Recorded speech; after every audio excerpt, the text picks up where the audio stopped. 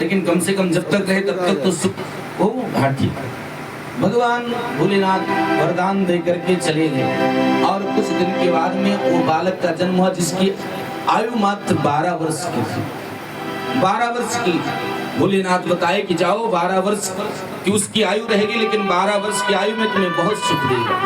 बालक का जन्म हुआ, परम सुशील सुंदर। महाराज देवता लोग भी उसके रूप को देख करके मोहित हो जाएं, इतना दिव्य सुंदरता, सारे गुणों से संपन्न, इतने ही कम समय में बहुत ये कीर्ति कमा लिया। उसके 11 वर्ष पूरे हो गए, तब तक तो जी पिताजी तो थोड़ा बहुत तो थे। उसके बाद में धीरे धीरे क्या हुआ, जब अंतिम वर्ष चलना प्रारंभ हुआ तो बहुत दुख हुआ, कष्ट हुआ कि अब मैं क्या करूं। बालक की तो केवल 1 वर्ष की आयु बची है। जाकर के महापुरुषों के, संत महात्माओं के चरणों में निवेदन करके कहा, महाराज अब कोई उपाय बताओ, बालक दीर्घजीवी हो जाए। तो कहा देखो ऐसा करो, जो भी मिले उसी को प्रणाम कराओ। ये बालक मुझसे कह दिया तो प्रणाम करो, और जाओ गंगा जी के पावन तट पर बैठो, वहां जो भी आए सभी को प्रणाम कराओ। गंगा जी तो बहुत लोग आते हैं। गंगा जी जाने मार्ग पर एक कुटी बनाया उसने, और फिर तो क्या, जो भी निकले, कुत्ता बिल्ली भी निकले तो उसको भी कहे प्रणाम करो बेटा, वो गिर करके तुरंत प्रणाम करे। जो भी आए उसको प्रणाम करे। अब बालक की धीरे धीरे समय बीतता गया, केवल मात्र 7 दिन रह गए, फिर भी अब और चिंतित हुआ। अब आयु के 3 दिन रह गए। उसी समय संजोग से पावन पर्व आ रहा था। सप्त ऋषि जो थे स्नान करने के लिए जा रहे थे। जैसे ऋषियों को देखा तो पिताजी ने कहा बेटा प्रणाम करो, तुरंत चरणों पर गिर पड़ा।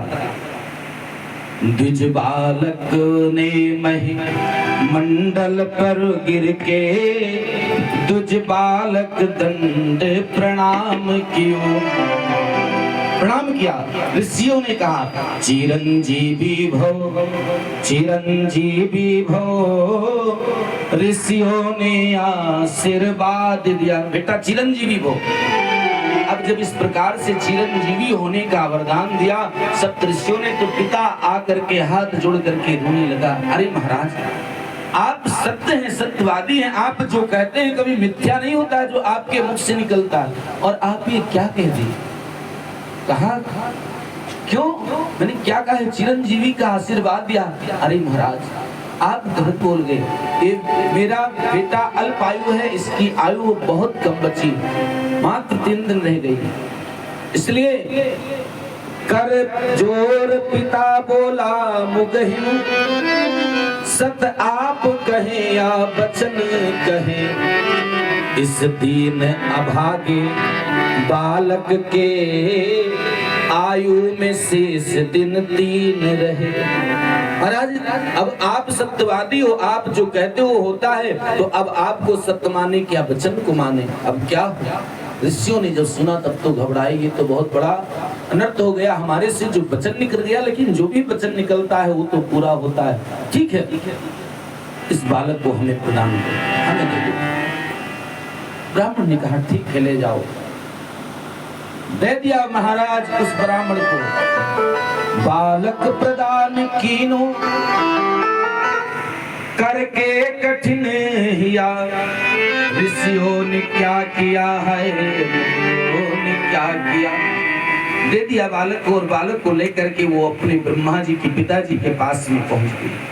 पीछे पीछे बालक, आगे आगे सप्तऋषि तुरंत जो है प्रणाम किए। सप्तऋषि प्रणाम किए, पीछे से बालक भी प्रणाम किया। ब्रह्मा जी भी यही आशीर्वाद दिए, बेटा चिरंजीवी हो। अपने पुत्र को सभी लोग यही आशीर्वाद देते हैं, चिरंजीवी हो।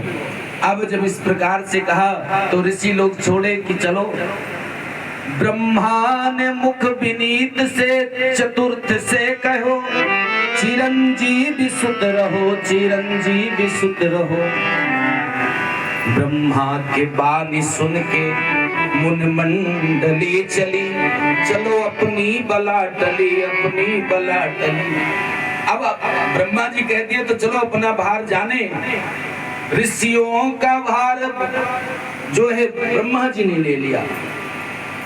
ब्रह्मा जी से सब कुछ बताया। ब्रह्मा जी के अरे ये तो मेरे मुख से निकल गया, तो अब मैं क्या करूं? कहा ठीक है हमारे साथ में चलो, ये जिसका दिया हुआ आशीर्वाद है उसी के पास में चलें। फिर तो क्या, भोलेनाथ के चरण